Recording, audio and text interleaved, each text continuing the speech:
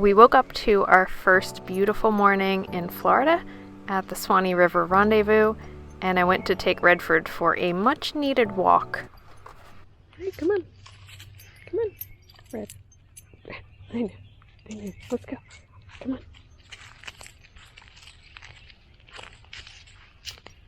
on. We were staying over here, which is the older part of the Rendezvous.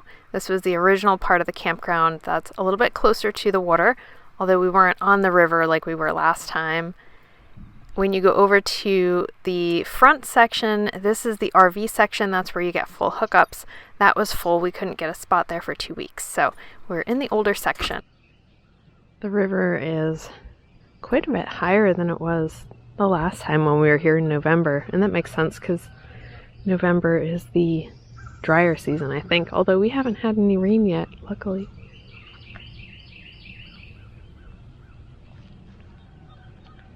And the tent sites over here right on the river are very neat. You don't have as much privacy as we did when we were up in the corner, but then I think my favorite RV sites are the ones right up there behind our bathhouse. We're gonna go walk over to our tent site that we had last time and see if anyone's there. They moved a picnic table dangerously close to the edge here.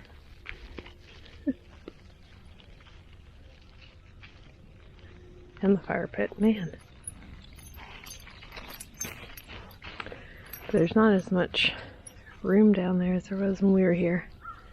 Water's definitely higher. This is a big river. It is really big. We were thinking about that when we were looking at property. And a lot of them are closer to the river than I feel comfortable with, considering that every, 5 or 10 years it does a really good flood. Not really a fan of that. It's like a perfect day outside today, so I think we're finally ready to go do a little bit of exploring and checking out some of the area. We have been here, 3 days? And the first 2 days we're just kind of settling in, ran to the store, trying to get Red to settle down because he's been super antsy. And we looked at a couple properties, but this area is a little close to the river. We're not a big fan because the Suwannee River floods, and I mean it floods like 15 feet on a pretty regular cycle, so I don't think we want land anywhere near here. Just to have that worry constantly of, is the river gonna flood? It's not really something that we're looking forward to, but we're gonna check out Live Oak today because Live Oak has kind of a neat little downtown, and we have to go food shopping because one of the tricky things with the Scamp that we're figuring out, especially for a longer trip, is our fridge is pretty small and we can only have a few days worth of fresh food, and we're trying to eat healthier on this trip, so we have to go to the store every 3 or 4 days to really get fresh produce and stuff like that. So we're going to go to the store, check out Live Oak, and see if there's anything interesting to do in the area. When we're traveling with the dog, I will usually check the website bringfido.com, and that will tell me some dog-friendly things to do in the area. And I was able to find this historic building with a garden around it, very close to Live Oak where we were going, and it's dog-friendly. So we figured that would be a nice stop on the way to do food shopping. Apparently you can do tours of this historic building, but I think we can also just walk around the grounds. Go check it out. It's pretty neat. Bring your dog? Yeah, it said dog friendly. Oh. Come on, Red. Cattle grate. I wonder why they would have a cattle grate here. Back in the day, maybe. Yeah. So I think we're just gonna walk around and check out the grounds, but pretty. Yeah. If you make a reservation ahead of time, you can go for a tour of the inside of the historic house. We didn't plan ahead, so we weren't going to do that. And we had the dog, so we had to stay just walking around the grounds. But it was nice. It was free to walk around and explore the grounds, and there's a bunch of places here where they do weddings. This would be a really great place to have an outdoor wedding. I think if you're looking to get married in northern Florida, this is the spot. This place is neat. You got the mansion, and then there's a couple different outdoor areas in the garden. It's a neat, free little park. And it's about lunchtime, so as we're walking around, there looks like some locals who just kind of work in the area come over to the picnic pavilions and sit there and have their lunch and then go back to work. Nice little spot.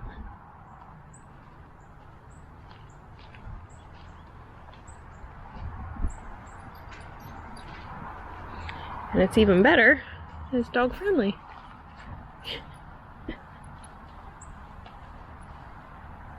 After exploring the park for a little while, we went and did our food shopping, and then we headed back to Suwannee River. And I got a couple shots of the Scamp by this big oak tree while it was pretty empty. A couple people left that day, but we could think of this as the calm before the storm in a few different ways. It's starting to get pretty breezy, and we are forecasted to have thunderstorms this afternoon with a possibility of small hail, which we've had perfect weather since we got here, so can't complain. It's still a really nice temperature, better than home. It's like in the 30s at home. One of the nice things about being in the older section is that there's a lot of trees around, a lot of shade. We like that when we're camping. We want to feel like we're in nature. The bad part was we couldn't use our Starlink right at our site because there were too many trees.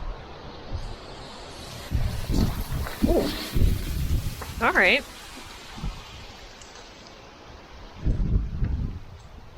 I think the storm's coming. It pushed in the side of the gazelle. You're right, Red? You want to go inside? Okay, come on. I know, you didn't like that. Come on. Yeah. Go on the bed.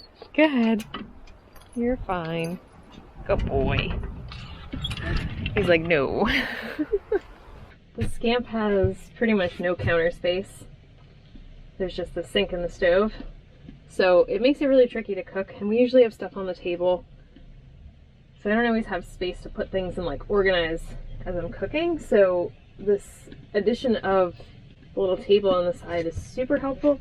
And then I take the stove cover and I flip it over. So I have like this little horseshoe area where I can work while I'm cooking. And it's quite manageable. And Redford still has room to sit on the bed and supervise. The Scamp also came with a cutting board that fits over the sink. And I really don't like it because it doesn't stay in place when we're driving. So I always end up putting it under the sink anyway. And it doesn't have the grooves on the sides, so if you're cutting tomatoes, the juice gets all over the place. So I really don't use that. I got rid of it. And I did order a new sink cover with a grate that will go over the top of the sink so you can put things down but still use the sink. It just didn't come in on time before we left for this trip. So that will be a future addition to my little kitchen setup here in the Scamp. But for right now, it's working great. The lunch was very good. That chicken from the Omnia oven last night was great. It's Friday, so all the weekend people are starting to roll in now, starting to get a little busier, a little louder. And Patrick is outside trying to solve an RV problem, of course. So today's kind of like an admin day. We're figuring things out, kind of hanging out. We thought it was going to rain. It didn't actually rain. The sun's starting to come out again, so we didn't want to like go somewhere and try to go swimming. I'm going to go do dishes, and I'm washing the blanket over there right now, so I'm going to go see if the blanket's dry. These are all the other things you have to do when you're traveling for a longer period of time. It's not all going out to eat and the constant fun of being on vacation. There's definitely a difference between traveling longer term and you have more of like the day-to-day chores and stuff that you have to do versus vacation mode where we would cram in so much stuff per day. We could make 2 videos on a single day of doing stuff because we would film so much. This trip is a lot different. There's a lot more just like day-to-day life stuff, editing videos, me working on my laptop, fixing trailer stuff. I guess that's always a part of it, but definitely a different experience from vacation mode. So where to start? So first the sewer hose pipe, the thing that contains the sewer hose on the RV actually fell off. It was that adhesive. It's been on there for a while since it was made, I'll just take it off and I'll show you where I put it. So I was like, oh, smart idea. Which it does.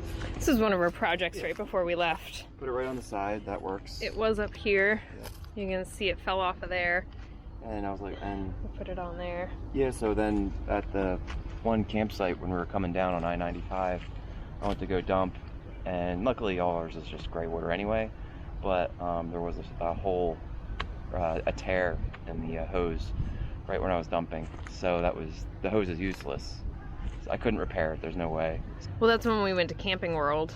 Yeah, oh yeah, we went to Camping World and just grabbed one. Yeah, so I got and we were like, you know, this'll fit, it'll standard. fit. It's just like a standard hose. And this is 10 feet. But it is too long to fit inside of our old holder. So now I gotta, now we got a new holder. I'll just throw this away. Yeah. Ordered a new holder, which is cool with Amazon. I can send it here. Yeah, we're really lucky that here we're allowed to get deliveries, which has saved us on, like, well, this will be our third thing that we've ordered. I'm glad we started here. And it's 46 inches, the holder. So it's just going to fit on the bumper. We measured the bumper and we have to get a new holder to go on the bumper. But then you have to make sure you have clearance for the stabilizers too. Yeah, well, we'll figure that out when we get it. But it's all good. We can finagle it. Yeah.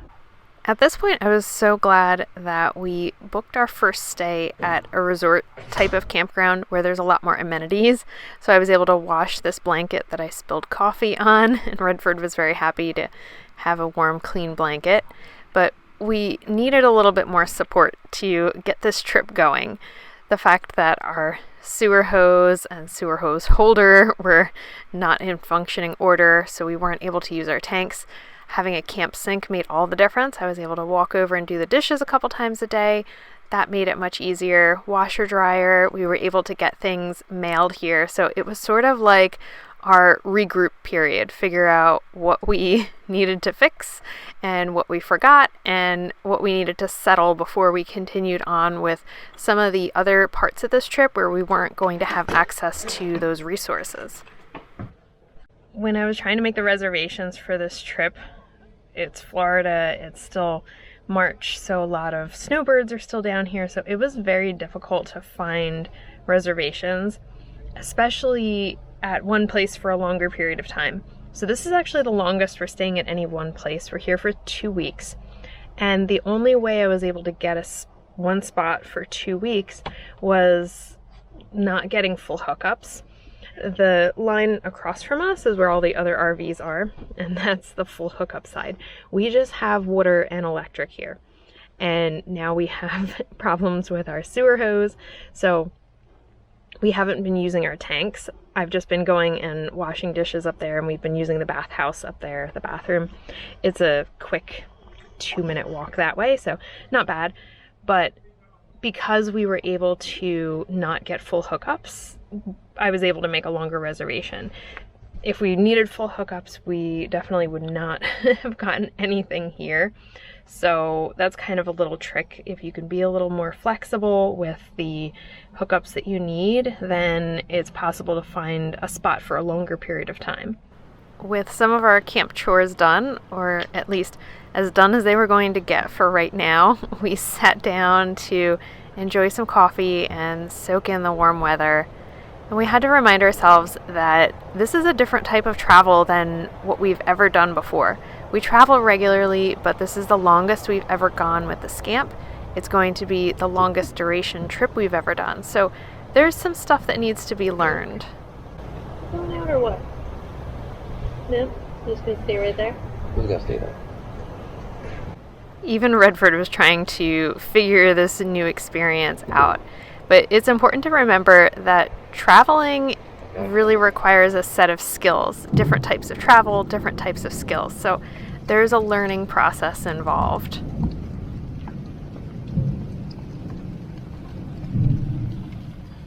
It's like a different world out there now. A little city popped up around us. Oh, jeez. There it comes. Yeah, it's been thundering for like a few hours now. And now it was like off in the distance. But now what's here. Yeah, we had this whole area to ourselves before. Now we're surrounded. I'm surprised too, because we're not full hookup. I think they got desperate and started. There's no dump station, as far as I know. We think. We're not sure. But yeah, I think they probably got desperate like us and said, let's do it. Took whatever was open for reservation, because I think they all seem to know each other. Yeah. How are you doing, Red? You okay? I'm still stressed. You're a little stressed. I know it's noisy. There's a lot going on. At least we're not in 10. They'll be okay. Yeah.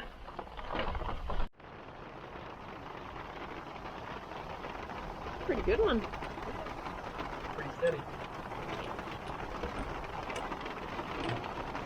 Dog doesn't care. He doesn't care. It's good. He's not really scared of thunder. Florida thunderstorms seem to come with their own level of intensity. It is an experience if you've never been through one. We've gone through quite a few different storms with camping and being in the Scamp, but these were particularly interesting.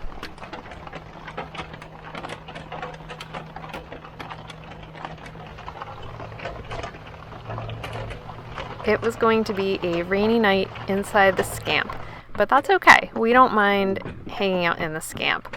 I made some dinner. Patrick had downloaded some YouTube videos a little bit earlier, and we were ready to hang out for the night. A little trick that we use, even if the campground has Wi-Fi, at night everybody is trying to watch things at the same time, and that's when the Wi-Fi is not going to work so well. So what we do is download something in the morning or in the middle of the day when nobody is on the Wi-Fi, and then you have that show saved for later. It really works well, because otherwise you're going to be very disappointed and possibly a little bit bored when you're stuck inside and it's raining and you don't have any entertainment.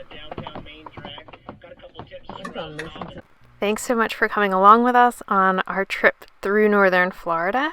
Make sure that you're subscribed so that you can come along for all the adventures and exploration that we have coming up.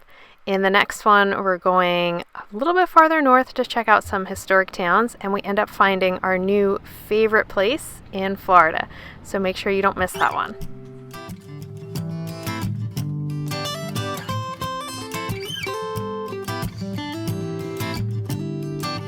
Well, you worried about you and me, the injustice, the next president to be, the news and what you hear, your career. It's time for you to face those fears, and it's all fair to be aware, and I'll be there, so don't be scared. Just take a deep breath of air, and 1, 2, 3 to 10, you begin to focus again, and though time flies, we'll have enough to realize this bigger than the both of us.